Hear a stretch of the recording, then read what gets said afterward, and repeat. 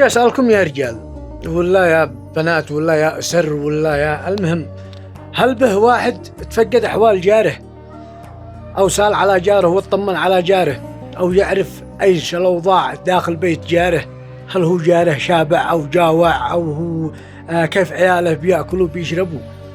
أعتقد يعني 80% 90% 99% لا. ليش؟ قست قلوبنا. بعدهم يقولوا لك ليش الأوضاع والحروب والجن والهدر؟ يا أخي صارت قلوبنا قاسية لا درجة أعوذ بالله. أقسموا بالله العظيم يا جماعة الخير إنه به ناس داخل بيته ما يوجد حتى لقمة يأكلها لأولاده ولا قوت يومه، وجاره أنه يأكل ويشرب ويبقى أكل ويرمي به للزبالة.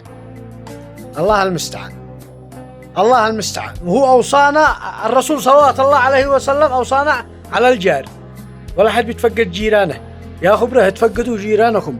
بعض الأسر والله ما يوجد حتى ما يأكل أولاده معه كم من بنية وكم من ولد داخل البيت وهو عزيز نفس، لا يمكن أنه يدخل يخرج يطلب ولا يقول لك يا أخي انقذني.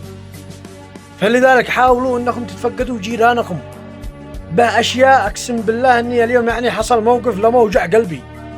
الله المستعان. ويننا من النخوة من الشهامة من القبيلة؟ بعت لك أولا كلهن إذا ما عاد وجدت الرحمة بيننا كمجتمع يمني كأي مجتمع والله العظيم ما في أبتنا خير.